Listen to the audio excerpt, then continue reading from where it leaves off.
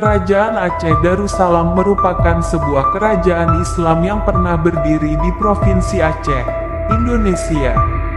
Kesultanan Aceh terletak di utara Pulau Sumatera dengan ibu kota Banda Aceh Darussalam, dengan sultan pertamanya adalah Sultan Ali Mugayat Syah yang dinobatkan pada Ahad 1 Jumadil awal 913 H atau pada tanggal 8 September tahun 1507.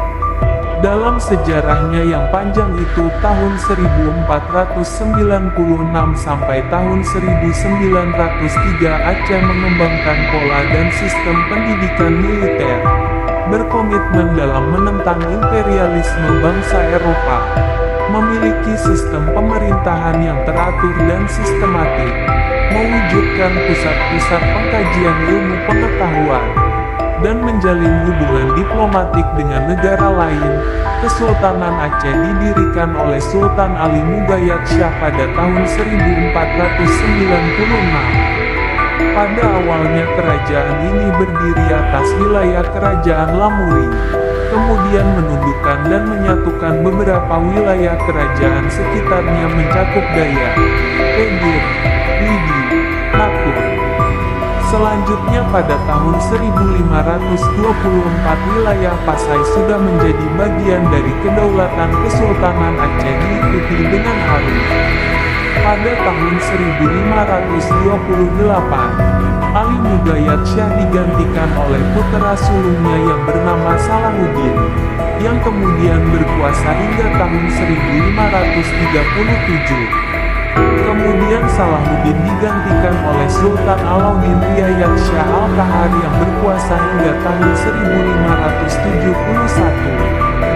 Meskipun Sultan dianggap sebagai penguasa tertinggi, tetapi nyatanya selalu dikendalikan oleh orang kaya atau hulu bala.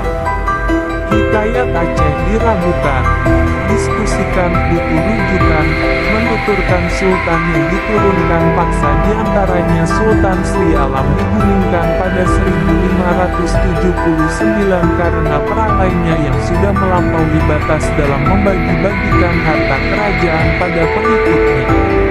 Penggantinya Sultan Zainal Abidin terbunuh beberapa bulan kemudian karena kekejamannya dan karena kecanduannya berburu dan adu binatang.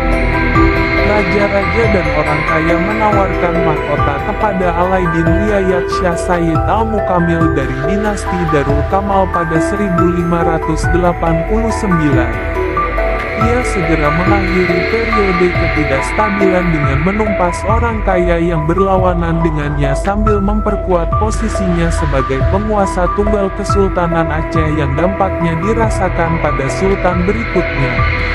3. Kesultanan Aceh mengalami masa ekspansi dan pengaruh terluas pada masa kepemimpinan Sultan Iskandar Muda tahun 1607 sampai tahun 1636 atau Sultan Mekuta Alam. Pada masa kepemimpinannya, Aceh menaklukkan Pahang yang merupakan sumber timah utama.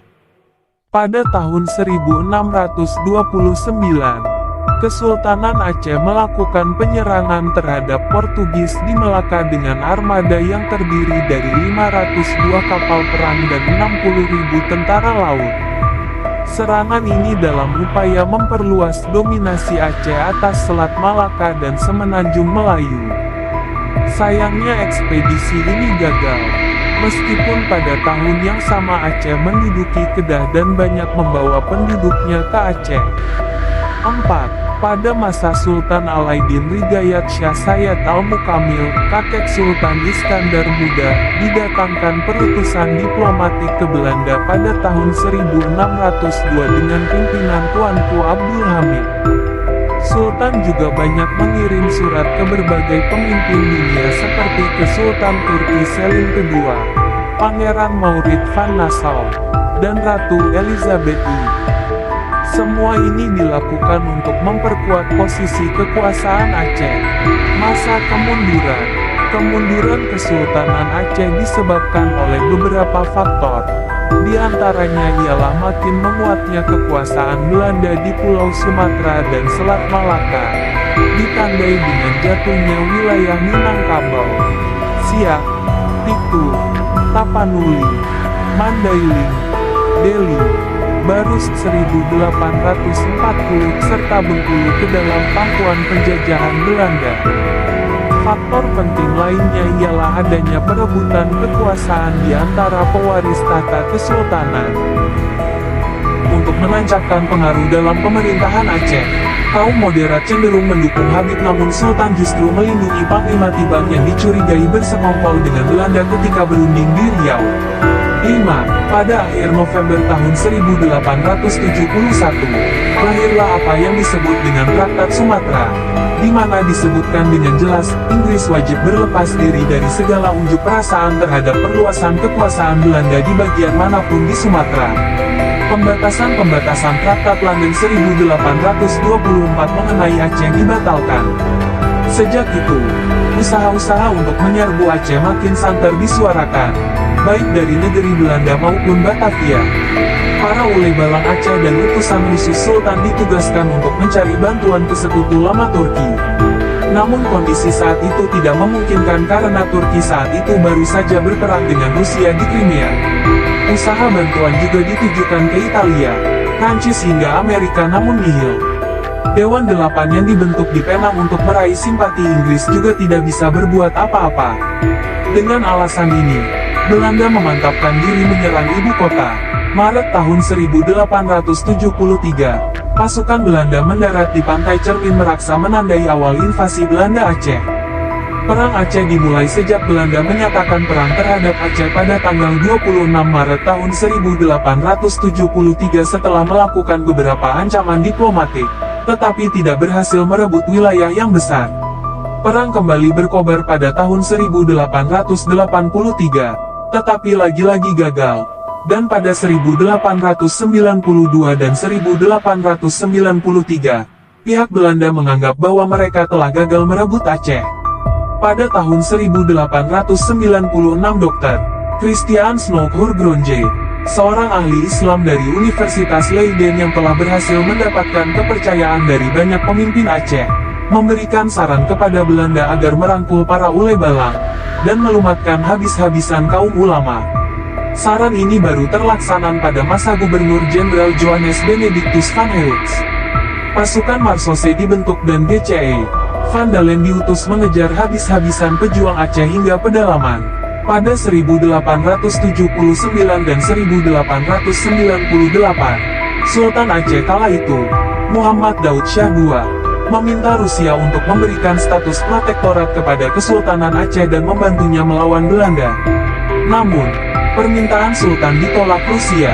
6. Pada Januari tahun 1903 Sultan Muhammad Daud Shah akhirnya menyerahkan diri kepada Belanda setelah dua istrinya, anak serta ibundanya terlebih dahulu ditangkap oleh Belanda. Panglima Polem Muhammad Daud, Tuanku Raja Kemala, dan Tuanku Mahmud menyusul pada tahun yang sama pada bulan September.